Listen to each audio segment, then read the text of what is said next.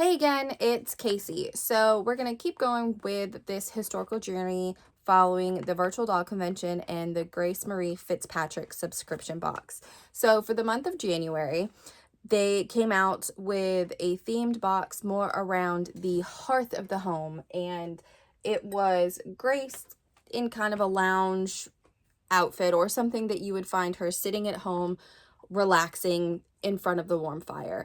If you go to Virtual Doll Convention's website, you can look at the stories and read along with the Grace subscription boxes and all the stories that they have, which they're quite cute and kind of fun when they go for these historically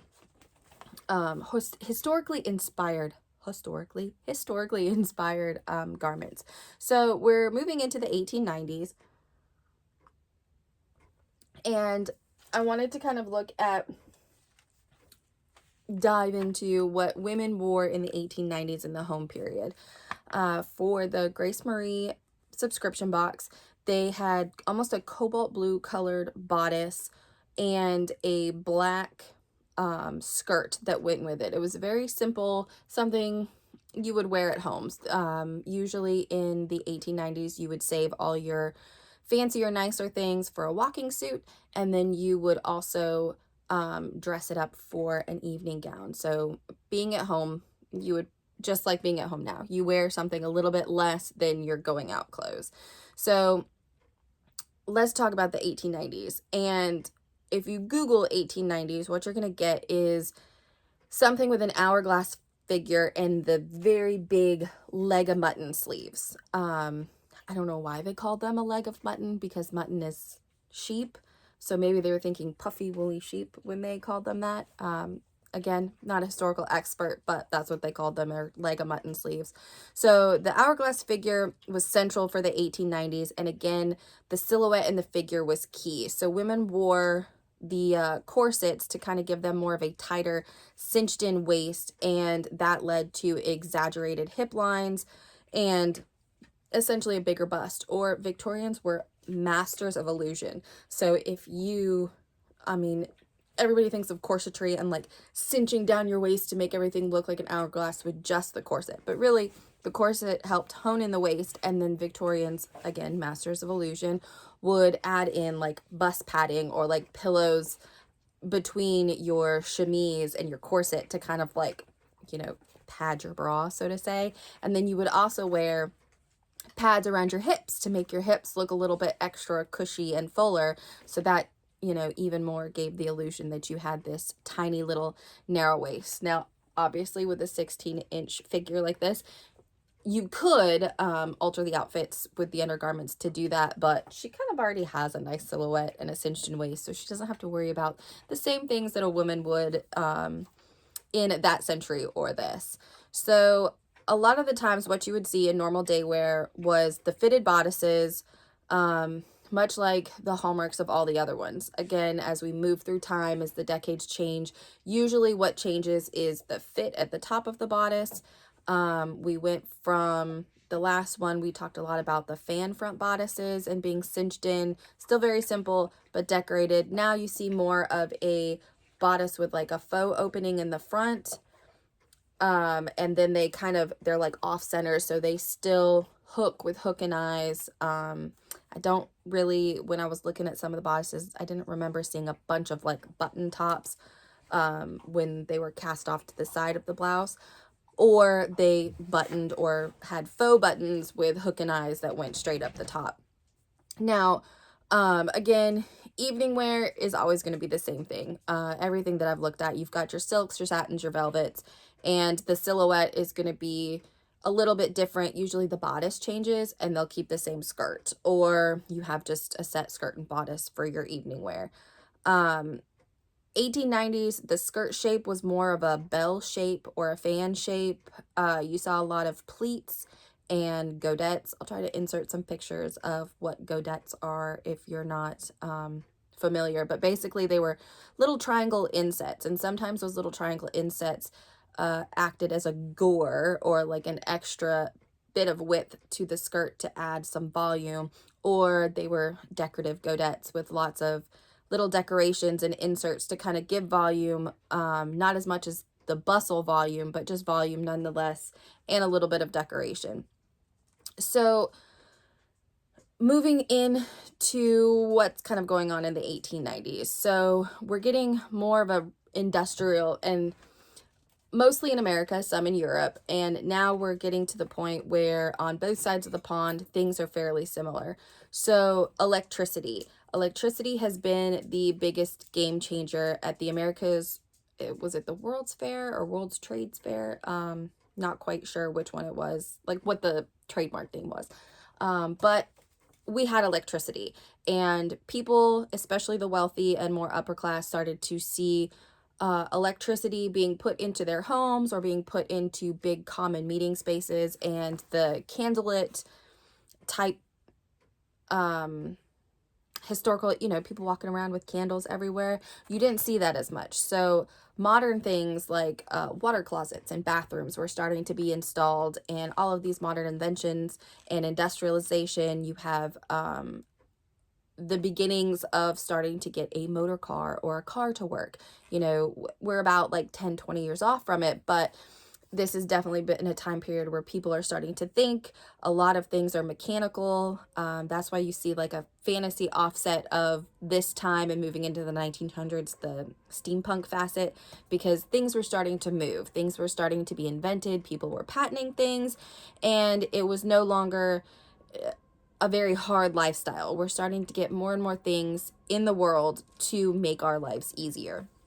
However, you still had societal norms and different things in society, and one of those was how women dressed in the home and how you dressed outside of places. So we still have a lot of etiquette. When you go outside, you have to wear a hat to cover your head, and you also have to wear gloves. But when you're in the home, especially women of that time period, they had what they called the afternoon dress or the tea gown. And it's very funny because at some points in time, the tea gown and afternoon dress were almost interchangeable.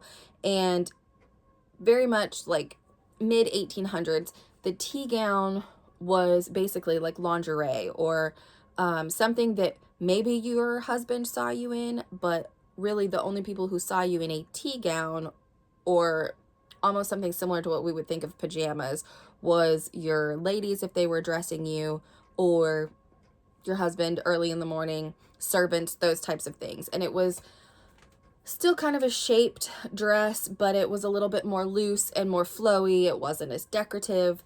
But as we know, we moved into the 1880s where everything was decorated. And now we're kind of sitting in the 1890s, and this loose fitting gown was worn for home and leisure. If you were sitting in your bedroom, eating your breakfast, reading your book. But once you kind of left your room, the tea gown was changed out for an afternoon dress or a morning dress. And the tea gowns also had flowy, kind of like draping sleeves. They still had a low neckline, and most of these garments were always worn with a corset. It wasn't until later in the 1900s that they started to replace the corsets with actual boning in the tea gowns to kind of give you that sturdy shape, but there was still some sort of shape put into these bodices. And then fabric wise, you're thinking lots of colors. When I think of like roomy, airy lounge fabric, I often think of light colors like pinks and creams and off whites and light greens, but still very much the colors of the day are those rich jewel tone fabrics. And a lot of people were starting to experiment with dyes, and you start to hear more about the green arsenic dyes, and it's really just a time for fashion, a time to experiment with things. So the 1890s was focusedly on the at-home afternoon gown, and then as time evolved, women were allowed to have tea parties or host other women inside their home. And so this was like your hostess dress, and you would wear this less formal in company of all women. Men were not allowed to come to these teas or come to the house. It had to be company of all women.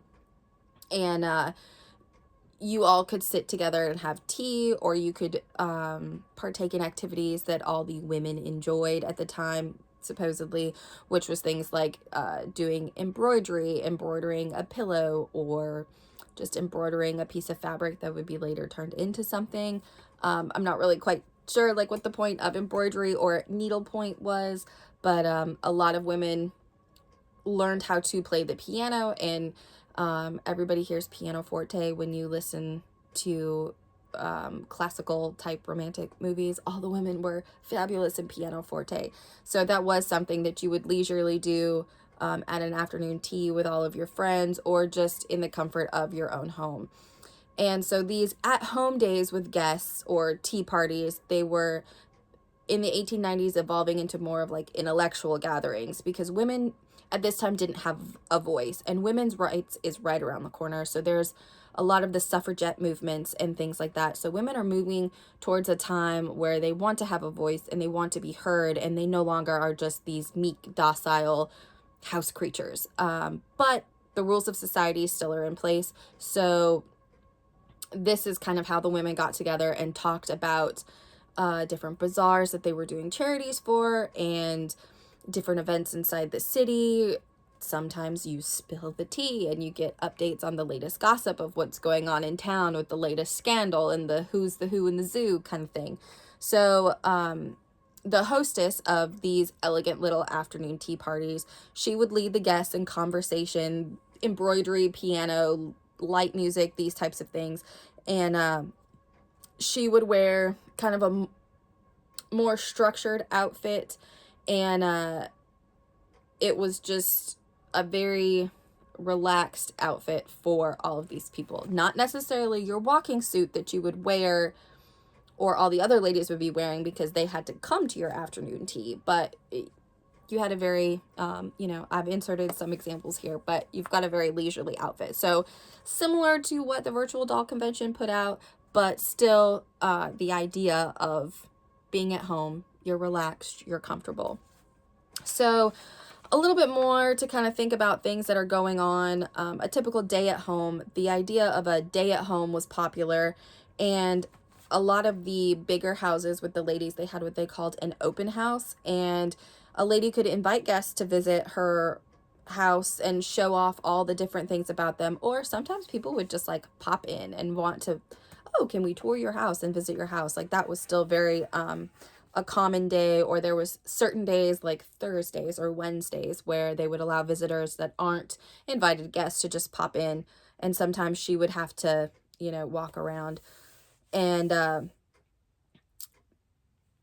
show off her house and all the different things. But definitely tea parties and the fancy dinners and some of the cultural salons. So if you went out someplace, they called them salons, which wasn't a hair salon. They were just places where women could meet for afternoon tea. So say something's going on at your house or your husband's home and his boys are playing cards and you don't want to be in the house, you could go to a salon, which was out in town, to have these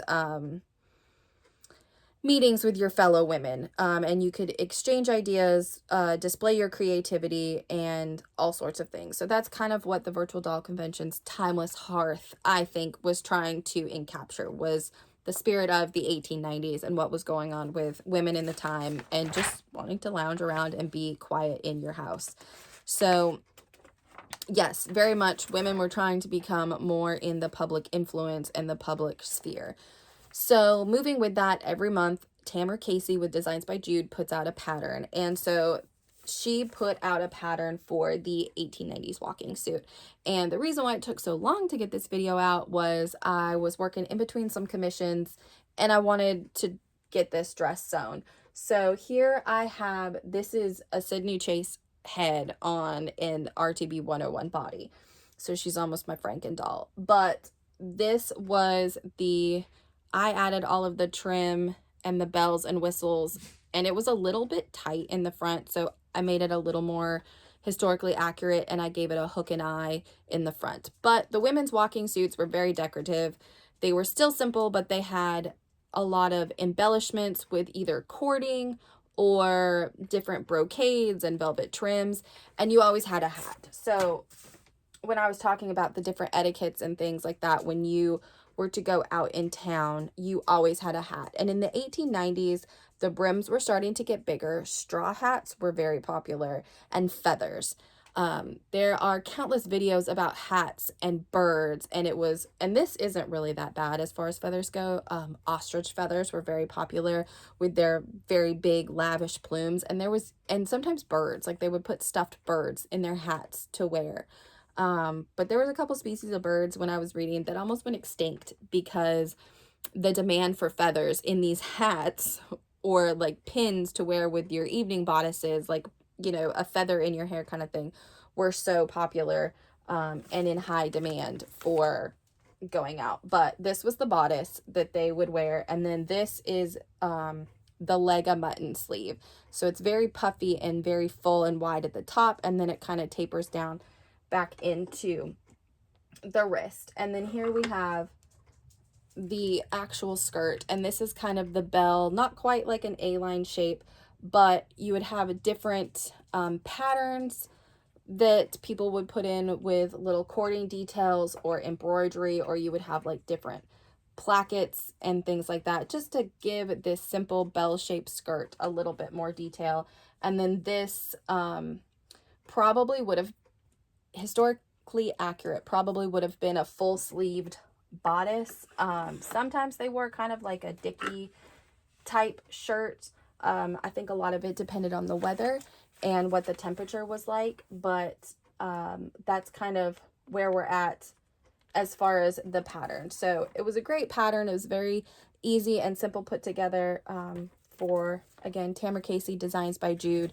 If you're part of the subscription box or you're part of the virtual subscription box for the virtual doll convention, you can grab this pattern every month, or you can go on Tamara Casey's website, Designs by Jude, and pick it up yourself. But if you like to sew for historical accuracy, sew for historical doll clothing, I would definitely put this one up. But again, this was just, I wanted to pop on, do a very simple little video about tea gowns and tea dresses. We're moving into a time in history, 1890s, women's rights. Things are changing. Women are having a voice. Immigrants are having a voice. Across the board, the government is changing. We have lots of new inventions. So I feel like 1890s, 1900s is a very fun time to kind of like look back and watch as like history bloomed. So definitely tune in for the next one, because I'm sure it will be a great one. But thank you for coming along with this little historical journey with me and kind of taking a peek at the past and a peek at what we can make our dolls for fun historical outfits. And we'll see you later. Bye.